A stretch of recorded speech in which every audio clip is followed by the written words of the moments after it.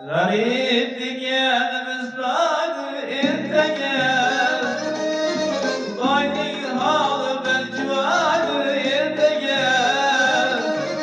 Garip digenimiz vardı ertegen, Bayning halı